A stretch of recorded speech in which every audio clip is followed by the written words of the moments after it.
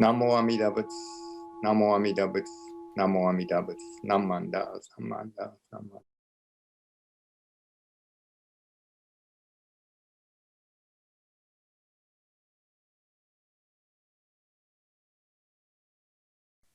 We are gathered here today in the light of Amida's compassion to observe spring Ohigan.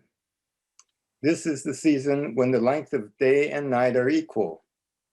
The balance of light and dark, cold and heat, symbolize the middle path that leads from this shore of ignorance and discontent to the other shore of awakening and bliss.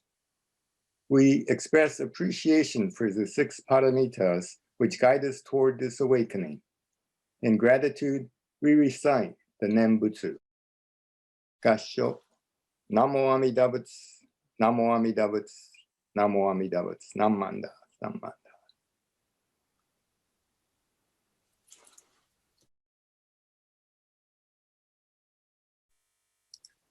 Sanbutsuge.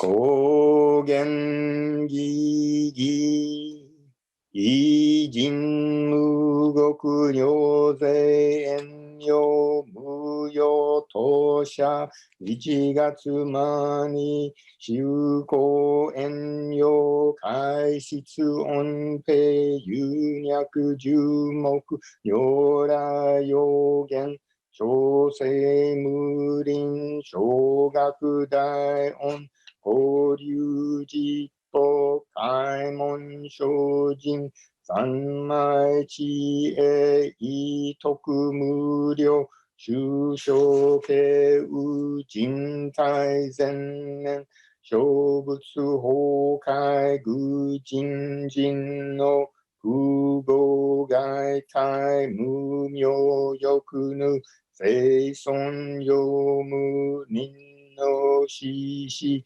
人徳無量空君広大知恵人妙光明一層神道大仙願が差仏在所法阿道精進二不下脱不正上位解任精進妙税三昧知恵以上公正特仏不行志願一切空空一切大安慶死無仏約千億万無量大小修行語者供養一切死等小仏不尿愚道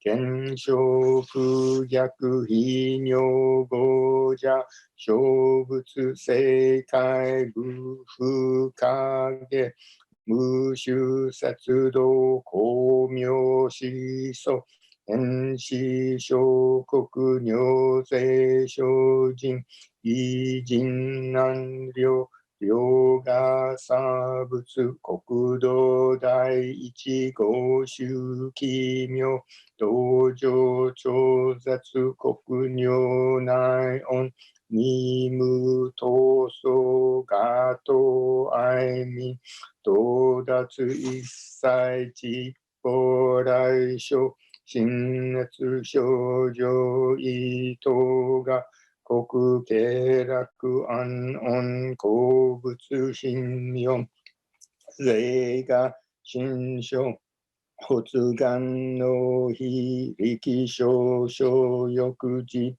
法生存知恵無下上量子孫知が信行軽量心思食毒中家業精進臨終風景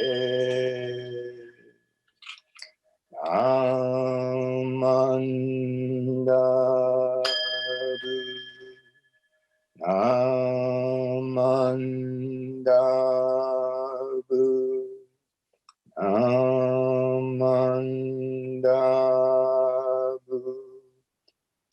Namandabu, Namandabu, Namandabu. Kannishi kudoku, Yodo sei sai, Don Bodai Shin, Ojo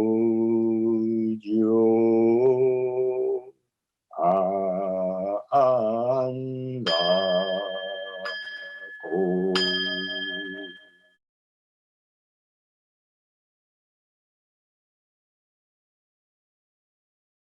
Namo Amida Buddha, Namo Amida Buddha, Namo Amida Buddha, Namanda, Namanda, Namanda.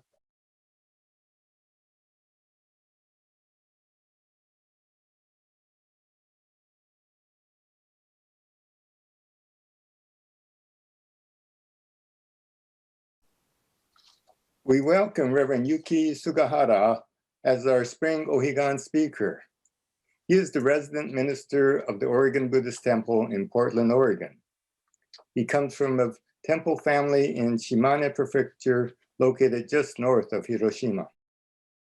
He came to the United States first as a junior in high school, spending 1 year in Rochester, New York, as a Rotary Club exchange student. In his pursuit to become a translator for the United Nations, he studied political science at Ritsumeikan University in Kyoto. However, after his mother suddenly passed away, he decided to become a minister.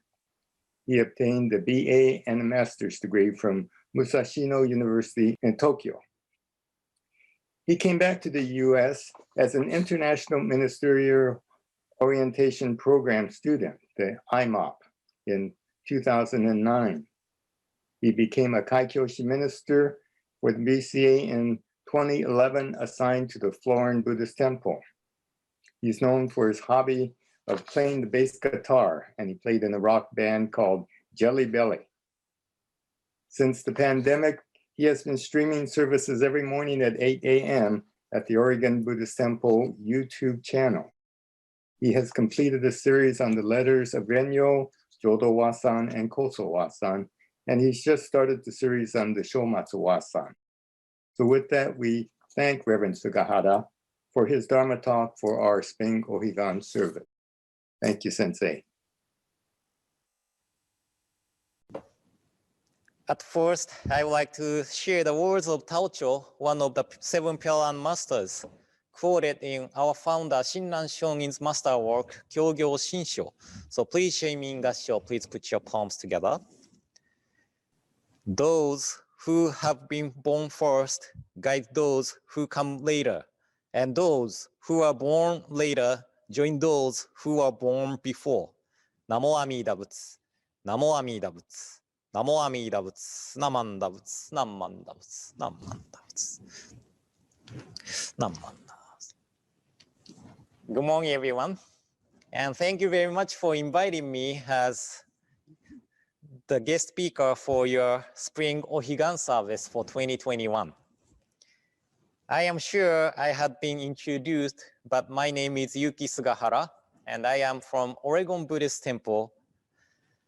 Last time I visited San Diego was 2015 when we had BCA's National Council meeting in San Diego. At that time, my daughter Aoi was 2.5 years old, and we enjoyed going San Diego Zoo, but we didn't have much time to enjoy San Diego. So I remember I took my family and my father, who was visiting from Japan, back to San Diego, December of the same year. And we went to the SeaWorld, Legoland, and San Diego Zoo. Of course, we enjoyed very good Mexican food. You know, we cannot find good Mexican food in Portland, so that is one thing I miss from California. Anyway, as many of you know, we celebrate Ohigan in spring and fall. Do you know why? to celebrate the beginning of baseball season in spring and football season in fall. Just kidding. But Padres got Yu Darvish this year.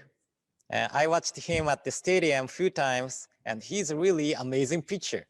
So I hope he will pitch great for the Padres too. And actually, we celebrate Ohigan in spring and fall around equinox. Equinox is a day which the day and night would be exactly the same length. So we can consider this day as the day of balance. So when I go to guest speaking for Ohigan, I have two variations of talks. One is the talk about the Pure Land and this realm, and the other is about the balance. And today, I would like to talk about the balance for English talk and the Pure Land and this realm for the Japanese talk. And one day, I had discussion with my wife, Namiko, over this calculation. 9 minus 3 divided by 1/3 plus 1. This calculation was on Japanese newspaper, and the newspaper was saying that about 40% of the newly hired employees of a company couldn't answer this calculation correctly. This calculation was on Japanese newspaper, and the newspaper was saying that about 40% of the newly hired employees of a company couldn't answer this calculation correctly. This is elementary school math, right? And many people think that Japanese are good at mathematics, but I am not good at mathematics at all. However, I had a confidence that the answer is 9 because at that time, Google Sensei said the answer is 9. But Namiko, my wife, persisted that the answer is 1. And she's good at math, and her answer is actually the correct answer. But I had confidence that the answer is 9. So I claimed my answer is correct. And I wasn't listening to what Namiko explains to me. So we have big discussion over this calculation. But finally, I understood the answer is 1. And there was a discussion. Well, actually, maybe it was more like an argument, but because I was attached to the idea that I'm right or Google Sensei is right and didn't listen what Namiko says. So to avoid arguing with the others, we need to listen to the others. This mind of listening to the others brings balance to our hearts. Or I could say that we need to follow the right teaching to get to the right answer. This year, 2021, marks the 10th year since the earthquake and tsunami which devastated northeast area of Japan. And I forgot when it was, but I was watching a TV program about the earthquake and tsunami which hit Japan in March 11th, 2021. No, 2011, sorry. And I think from that March of 2011, all of us have heard stories and watched many videos of that devastating tsunami. But I thought one family's story ties into the Buddhism teaching. So let me share this one family's story. And Mary was in the 4th grade. That day, March 11, 2011, school finished early, so she went home earlier than usual.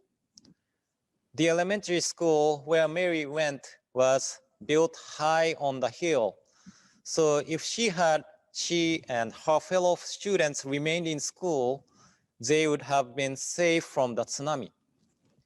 But on that day, Mary came home early, as I mentioned. She was in the house with her grandpa and grandma, and she was reading a comic book when at 2:46 p.m., the strong earthquake shook the whole city. In Japan, we have emergency drills to practice what we should do when an earthquake hits. So because of this, Mary knew what to do, and she quickly moved under the table to protect her head and body. When the first earthquake was over, Mary shouted to her grandpa and grandma, じいちゃんばあちゃん、津波が来るよ、逃げよう。Hey, grandpa and grandma, tsunami is coming. Hurry up and run. However, grandpa and grandma wouldn't listen to her. They said, No, Mary, tsunami has never hit our place before. It's okay. Don't be afraid. It's just an earthquake. Mary said, You felt how big the earthquake was. I'm very sure that a big tsunami is coming. Let's evacuate now. And grandpa and grandma didn't believe her, and they just said, Okay, let's evacuate after when we finish cleaning the house. So they started to clean the house. Mary was so frustrated because they wouldn't listen to her, and she started to cry. No, we can't wait. We must evacuate now. And grandpa and grandma didn't believe that a tsunami is coming, but to calm Mary, they agreed to leave the house. When they went out from the house, they met Mary's parents in front of the house. They just came back from shopping. Mary told them that they must all evacuate to higher ground because the tsunami is coming. The parents laughed at Mary and said, No, Mary, a tsunami will never come up this far. Don't panic, everything is okay. However, they saw few people starting to evacuate. And so to calm Mary, they agreed to climb to a higher place to evacuate with Mary and the grandparents. But Mary's mother suddenly remembered her pet birds were still in the house. So she went home by herself to feed the bird. Mary didn't realize that her mom was gone. But when she realized that her mom had gone back to the house, Mary asked her father to text her to evacuate. And I'm sure you know that he had to text because the phone wasn't working at that time, but they could text through the emergency line. But anyway, just like Mary's grandparents, mother too didn't believe that the tsunami is coming. So she replied, Okay, when I finish feeding my birds, I will evacuate. And when Mary saw her text, she started to cry again. No, that's too late. Mom's gonna die. Then father replied to mother, Hey, Mary's crying. You had better come back right now. So the mother finally gave up and evacuated to where the family was on high ground. Then, as all we know, the terrible tsunami struck the town. The tsunami flooded 6 miles inland and washed away the houses, cars, trees, and everything. If Mary didn't tell them to evacuate, I'm sure that they couldn't survive. Then her family started to wonder, how could Mary know that the tsunami was coming? So Mary shared that at the emergency drills at school, many times she saw the video of tsunami devastating Sumatra Island in 2004. And because of that, she remembered after a strong earthquake, there is the possibility of tsunami. That is why she was telling her family to evacuate as soon as possible. And when I heard this story, I thought Mary's grandparents and mother were just like us. Do we have the ears to listen to the other's opinions? Aren't we thinking like, what I think is right, and do whatever we want to do? Shakyamuni Buddha told us that life is suffering. He told us that life is tough because we are selfish. But do we really understand as our lives are tough because we are selfish? In one of the sutras, there is a metaphor of kids playing in a house that is on fire. So we are the kids, and the fire is often interpreted as impermanence of our lives, but it can also be interpreted as the three poisons or blind passions. Buddha is calling us from outside to evacuate from the house that is on fire. But most of the time, we are happy and comfortable living with our own view and understanding of what is good or bad and right or wrong. And Buddhism teaches us that the most important thing is to listen. Listen to the others. Listen to the elders. Not only elders, but also listen to the younger ones. Listen to the Dharma and listen to the wishes of Buddhas and Shinran Shonin. So to leave our self-centered ego as if it were a house on fire and listen to the external voice that is trying to help us. This is the most important thing for us. Shinran Shonin quotes in the conclusion of his masterwork Kyogyo Shinsho with the passage on the land of happiness by Taocho, which I quoted at the beginning. Those who have been born first guide those who come later, and those who are born later join those who are born before. Mary learned from the experience of watching a video on the tsunami in Indonesia. And just as Mary's family was saved by the calling of Mary to run to safety, we should listen to the Buddha's teaching, trying to save us from living in the burning house of selfishness. Realizing that the suffering in our lives is caused by our selfishness. That is one of the understanding of the path of the Nembutsu. And this is the path which leads us to a life of gratitude. This is the teaching from Shakyamuni Buddha, the seven Pure Masters, and Shinran Shonin. This Nembutsu teaching is calling us and reaching us from over 2,500 years ago. So as we gathered for the Ohigan service today, let us be open to listening to the Dharma.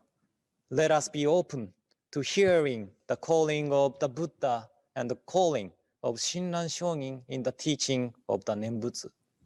And let us be open to hear the others' opinions carefully in this difficult time. So thank you very much again for inviting me as a guest speaker today. And I wish, or I hope, I am able to visit San Diego again. So please don't forget to invite me again. So thank you again, and please join me in Gassho. Please put your palms together. Those who have been born first guide those who come later, and those who are born later join those who are born before. Namo Amida Buddha. Namo Amida Buddha. Namo Amida Buddha. Namanda Buddha. Namanda Buddha. Namanda Buddha. Namanda.